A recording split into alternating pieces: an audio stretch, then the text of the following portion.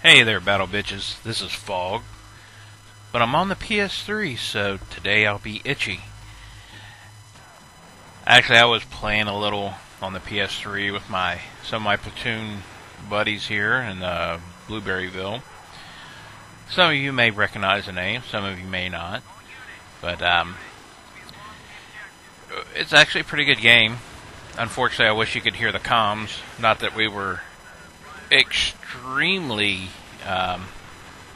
doing well in the communication, but enough to, to play well. But actually, I thought I would share a little story with you guys today. Back in the day, I actually used to shoot trap. For those of you that don't know what that is, it's you shoot clay pigeons that are thrown out of a house in front of you, and you either stand anywhere from 16 yards, what they call singles, back to what your handicap is. It started at 20 yards behind the house all the way back to 27. And I used to shoot that competitively here in the U.S. and travel all over.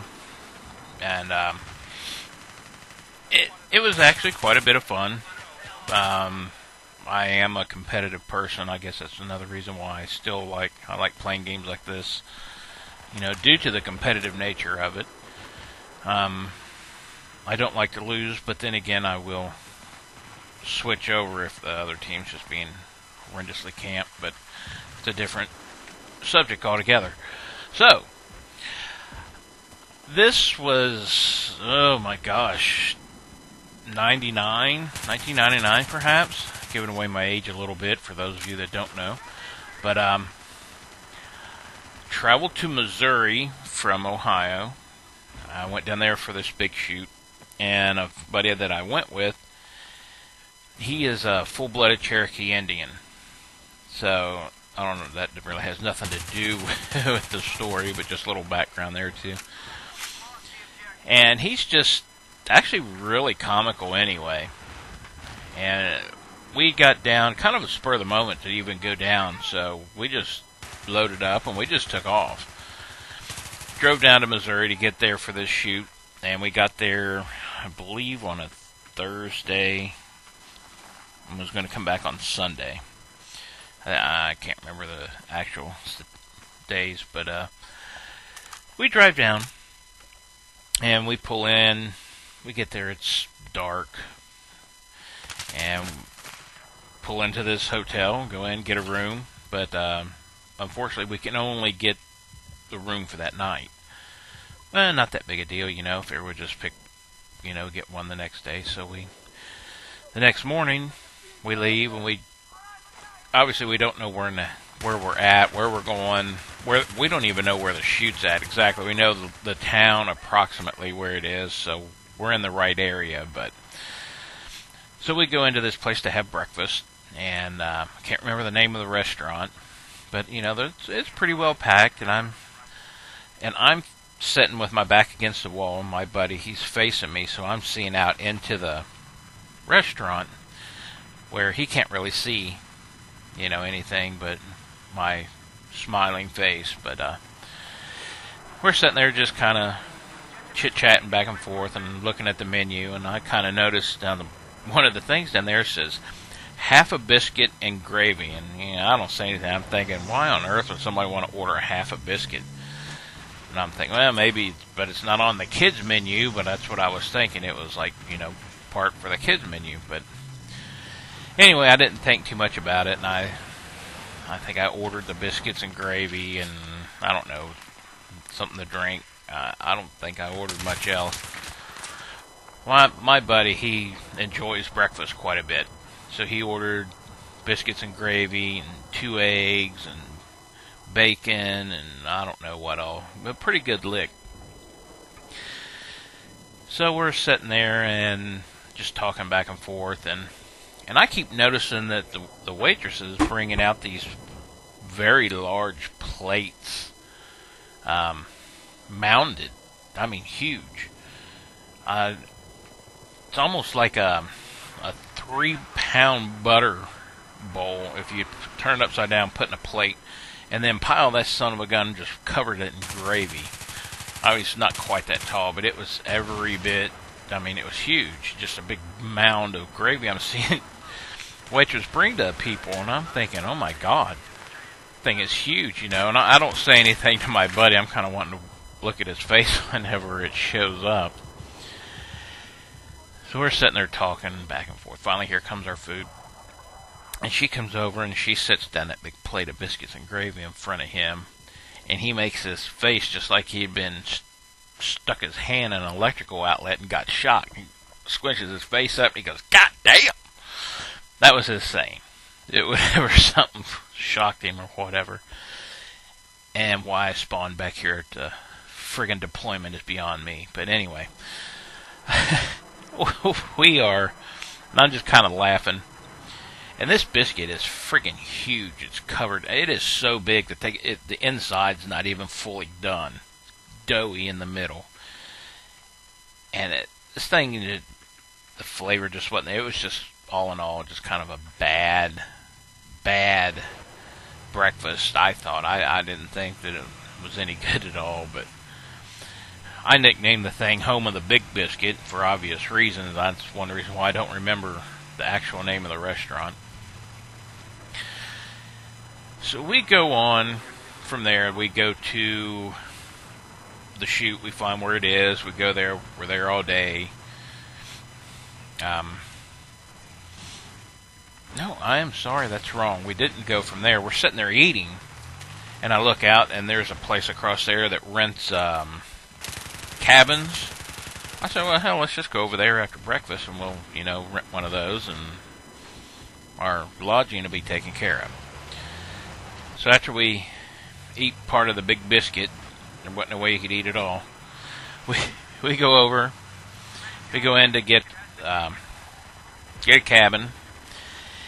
And the guy's like, well, they haven't been in and cleaned the rooms yet, so we'll just take your names down and, we'll wait. And whenever you get back, we'll give you the keys and all that.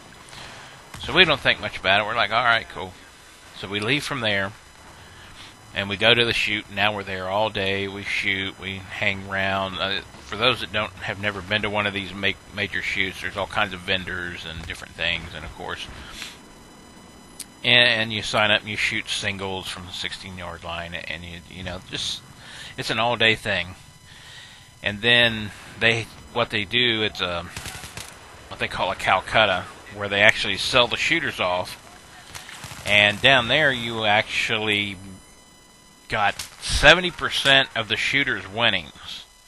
Okay? I mean, if I won $100,000 and you had purchased me, out of that $100,000, you got $70,000 of that. Obviously, that's just a huge amount, because it wasn't quite that large of a shoot. But, I mean, it was up in the thousands, tens of thousands, actually. But, so we sit there and we wait. We buy a couple of shooters. Made sure that we had purchased ourselves. So in case we did win, we didn't split the money with anybody. And we leave from there. It's, I don't know, going on midnight. And we drive back to where the whole cabins are, and we pull in. First thing I notice, there's absolutely no lights anywhere around the office. Outside, inside, nothing. It's just pitch black. And I'm like, that doesn't look good. But regardless, we go knock on the door. Had to, because it was locked. Of course, no one shows up. I'm like, I just couldn't believe it. Here we'd done this, and yet, didn't think, hey, we might need the key. I didn't think of the place closing the office. So I'm a little upset because now we have nowhere to stay. And I look across the road, kind of down adjacent a little bit. Now this section of town, it almost reminds you of like a carnival. It's weird. There's rides set up on certain one sides of the road, and it's just kind of an odd looking area. And I look down and I go, well, there's another hotel right there. There's a vacancy right on it. I said, problem solved, so we'll go over there. It was kind of a weird looking place.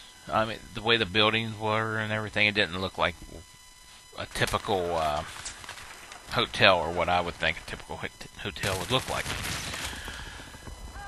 But we go in to the little office there, this is open. And we just saw two guys, kind of what I would describe today as goth.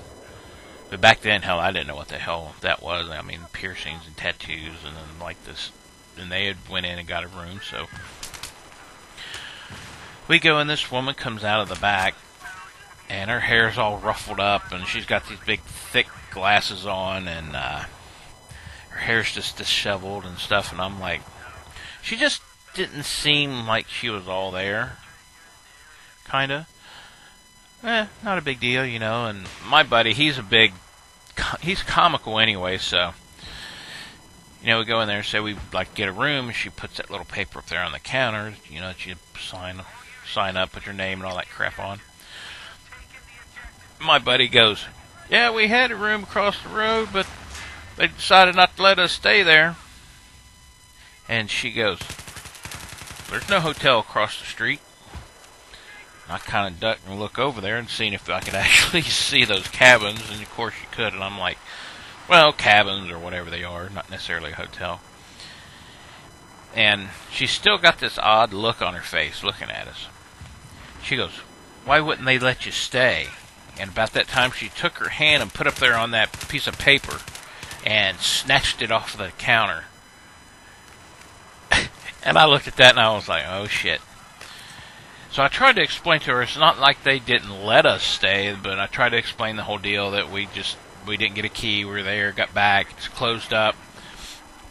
No go. She was having none of this story, She'd already made up her mind because one of my buddies said, that they wouldn't let us stay. She's like, well, fuck it, you're not staying here either in her mind, so.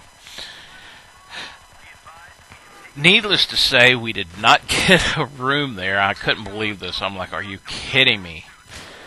So we get in the car and drive out of this little town, I forget how many miles it was. We get up, actually it was like 35 miles from where we were at before we found a hotel room. Moral to that story, I guess, is don't let your full-blooded Indian friends sit there and make a crack about someplace not letting you stay if you want a hotel room in Missouri. Well, I hope you enjoyed the little story there, but if you liked it, want to hear more of my crazy antics throughout my life and just silly thoughts that come to me, just subscribe, and that way you'll know whenever I upload anything, and give it a thumbs up if you liked it. Leave a comment if you like, and thanks for watching.